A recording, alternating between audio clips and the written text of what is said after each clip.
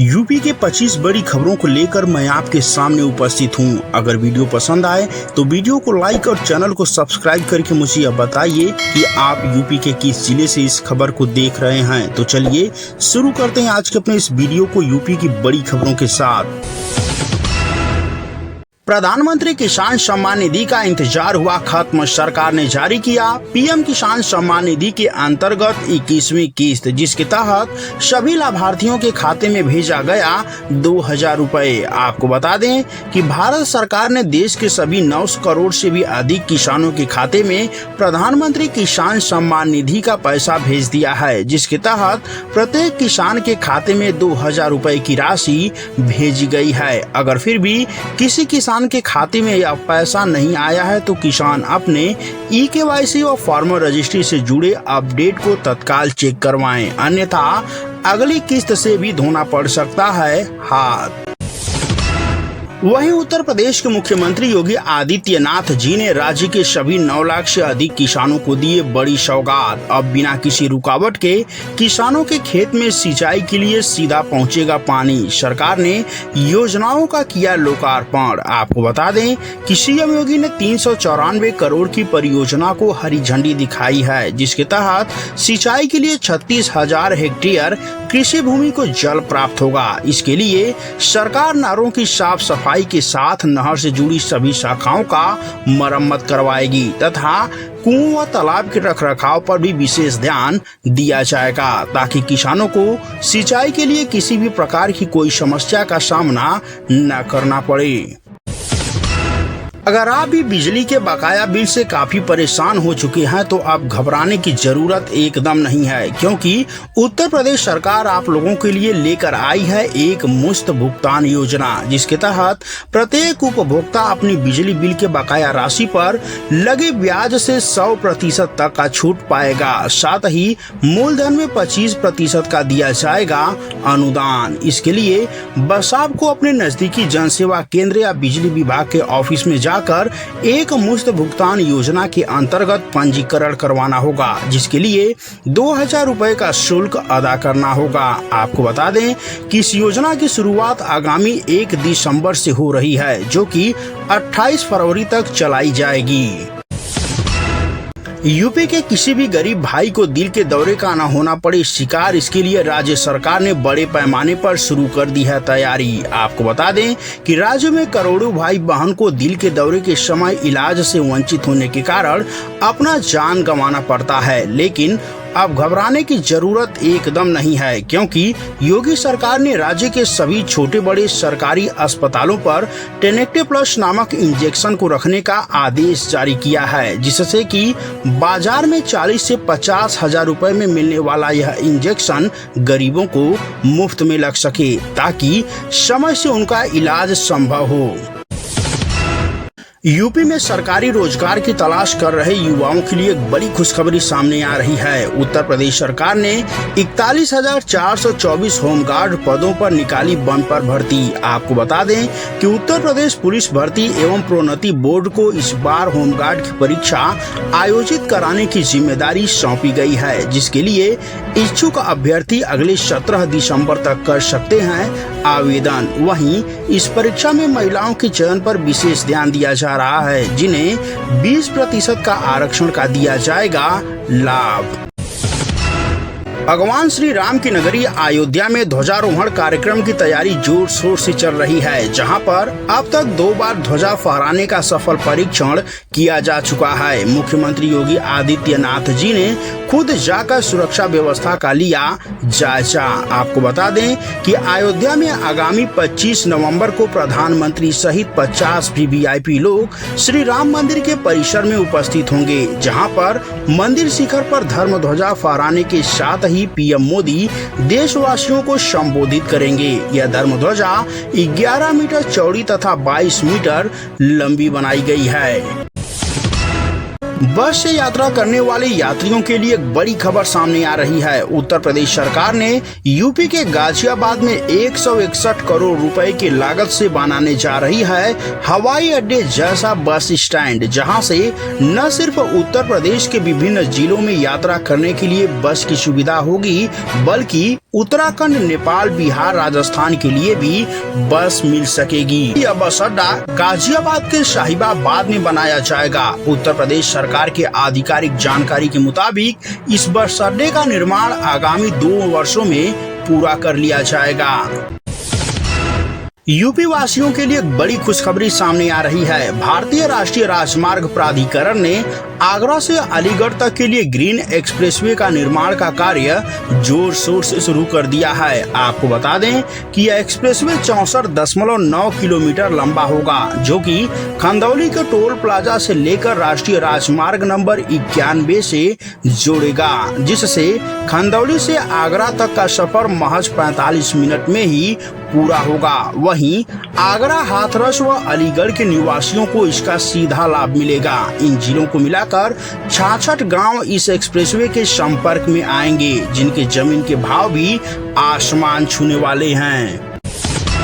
खाद्य पदार्थों में मिलावट करके सामान बेचने वालों पर अब सरकार कसेगी शिकंजा, जिन्हें 7 वर्ष की सजा या उम्र कैद तक हो सकती है। आपको बता दें कि पहले यदि कोई आरोपी खाद्य पदार्थों में मिलावट करते हुए पकड़ा जाता था तो उसे महज 6 माह की सजा के साथ जुर्माना लगाया जाता था, लेकिन सरकार ने इसे और भी सख्त कर दिया है। अब खाद्य पदार्थों में मिलावट करने वालों को 7 साल का जेल व 5 लाख रुपए तक का जुर्माना देना होगा। अगर इससे किसी भी व्यक्ति की मौत हो जाती है तो उसे आजीवन कारावास के साथ जुर्माना से किया जाएगा दंडित।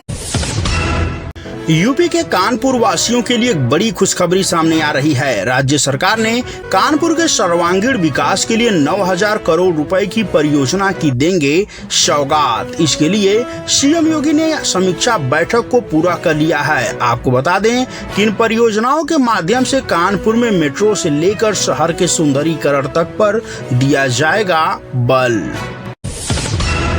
यूपी के मऊ जिले से एक बड़ी खबर सामने आ रही है, जहां के घोसी विधानसभा के समाजवादी पार्टी के विधायक रहे सुधार सिंह की 67 वर्ष की उम्र में मौत हो गई। आपको बता दें कि 18 नवंबर को वे उमर अंसारी के शादी से होकर लौटे थे। इसके बाद से इनकी तबीयत खराब हुई, जिन्हें इलाज के लिए लखनऊ के मेदांता हॉस्पिटल में भर्ती कराया गया, जहां इलाज के दौरान इनका निधन हो गया। इस खबर से परिवार में शोक की लहर दौड़ पड़ी है। वहीं खबर की सूचना मिलते ही समाजवादी पार्टी के सुप्रीमो अखिलेश यादव जी ने भी अस्पताल का किए दौरा।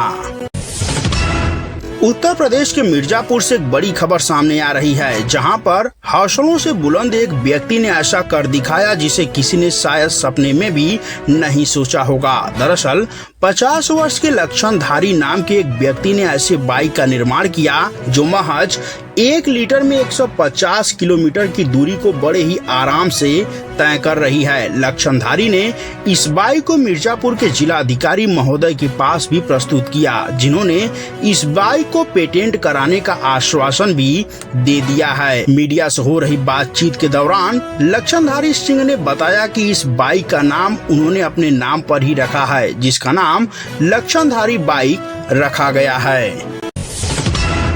यूपी के मेरठ से चौंकाने वाली खबर सामने आ रही है, जहां पर भ्रष्टाचार से परेशान एक किसान एसडीएम महोदया का पैर पकड़कर मदद की गुहार लगाने लगे। दरअसल यह मामला मेरठ जिले के सदर तहसील का है, जहां पर राजीव नामक किसान से लेखपाल रिपोर्ट लगाने के नाम पर 10,000 रुपए का रिश्वत मांग रहा था, जिससे परेशान होकर किसान राजीव ने तहसील में तैनात एसडीएम महोदया डॉक्टर दीक्षा जोशी का पैर पकड़ लिए, जिसके बाद किसान ने रोते हुए अपनी आप बीती सुनाई। वहीं एसडीएम महोदया ने किसान राजीव को आश्वासन दिया, बोली आरोपी के खिलाफ कड़ी से कड़ी कार्रवाई की जाएगी तथा उन्हें जल्द ही न्याय भी प्रदान किया जाएगा।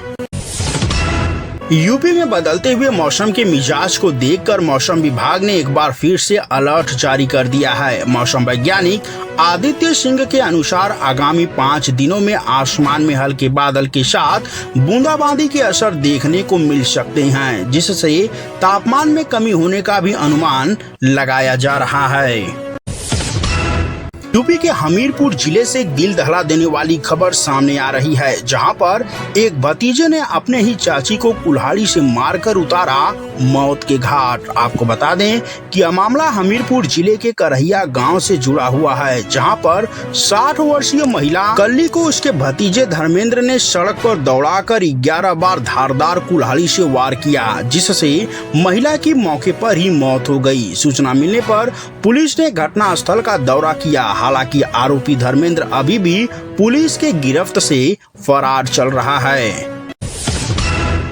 यूपी में धान के खेतों में पराली जलाने को लेकर सरकार लगातार एक्शन मोड में नजर आ रही है। पराली जलाने वाले किसानों पर लगाया जा रहा है मोटा जुर्माना। आपको बता दें कि राज्य के मुख्य सचिव एसपी गोयल ने सभी जिलाधिकारियों को सख्त निर्देश जारी किए हैं। उन्होंने कहा कि पराली के प्रबंधन को लेकर जिलाधिकारी महोदय सभी किसानों को जागरूक करें। नियम तोड़ने वाले किसान पर कड़ी कार्रवाई की जाएगी। यूपी के जौनपुर से मानवता को शर्मसार कर देने वाली एक खबर सामने आ रही है, जहां पर तीसरी बार बेटी पैदा होने पर निर्दयी पिता ने मासूम को उठाकर नदी में फेंक दिया। आपको बता दें कि यह पूरा मामला जौनपुर जिले के खरगसेनपुर गांव से जुड़ा हुआ है, जहां पर अशोक विश्वकर्मा की शादी मंजू नामक युवती से हुई थी। अशोक के पास पहले से 2 पुत्री मौजूद थी। वहीं जब तीसरी बेटी का घर में जन्म हुआ तो निर्दयी अशोक ने नवजात शिशु को उठाकर नदी में फेंक दिया। सूचना मिलने पर पुलिस ने अशोक से पूछताछ की तो आरोपी ने सारा सच कबूल लिया। गोताखोरों ने काफी देर तक नदी में छानबीन की, लेकिन मासूम का कुछ भी पता नहीं चला। यूपी के हापुड़ जिले से एक चौंकाने वाली खबर सामने आ रही है, जहां पर एमबीबीएस की पढ़ाई कर रहे छात्र ने खुद को गोली मारकर मौत को गले से लगा लिया। दरअसल 24 वर्षीय विक्रांत सिंह राघव जॉर्जिया से एमबीबीएस की पढ़ाई कर वापस आए थे, जो कि सरस्वती मेडिकल कॉलेज में प्रैक्टिस कर रहे थे। वहीं किसी अज्ञात कारणों से अपने ही घर में खुद को गोलियों से भून लिए। उस वक्त परिजन किसी काम से बाहर गए हुए थे। वहीं पुलिस ने प्रारंभिक जांच के आधार पर इसे आत्महत्या का मामला बताते हुए शव को पोस्टमार्टम के लिए भेज दिया है। उत्तर प्रदेश के अलीगढ़ से एक बड़ी खबर सामने आ रही है, जहां पर फरीदाबाद के एक सोलर एनर्जी फर्म के द्वारा 800 करोड़ रुपए का किया जाएगा निवेश, जिसको राज्य सरकार की ओर से मंजूरी दे दी गई है। आपको बता दें कि यह कंपनी इस प्रोजेक्ट के माध्यम से सोलर पैनल सहित कई सौर उत्पादों का निर्माण करेगी, जहां सैकड़ों युवा लोगों को प्रत्यक्ष रूप से रोजगार से सम्मानित किया जाएगा। यूपी के हाथरस से एक बड़ी खबर सामने आ रही है, जहां पर एक कार्यक्रम में शामिल होने के बाद राज्य ऊर्जा मंत्री AK शर्मा जी ने लोगों को स्मार्ट मीटर के खूबियों से कराए जागरूक। मंत्री जी ने कहा कि जिस तरह आप लोग स्मार्टफोन का प्रयोग करते हैं, ठीक उसी तरह से आप लोगों के घर में लगने वाला यह स्मार्ट मीटर बिजली के खपत से लेकर बिजली बिल की पूरी जानकारी देगा, जिससे आप उपभोक्ताओं को सीधा राहत मिलेगा। के साथ खबरों का यह सिलसिला यहीं पर समाप्त होता है। मैं हूं सुरेश और आप देख रहे हैं यूपी लोकल समाचार। प्रिय साथियों, आप लोगों से विनम्र निवेदन है कि हमारे इस YouTube चैनल यूपी लोकल समाचार को सब्सक्राइब करके बेल आइकन को प्रेस करें, ताकि हमारा कोई भी नोटिफिकेशन सबसे पहले आप तक पहुंचे।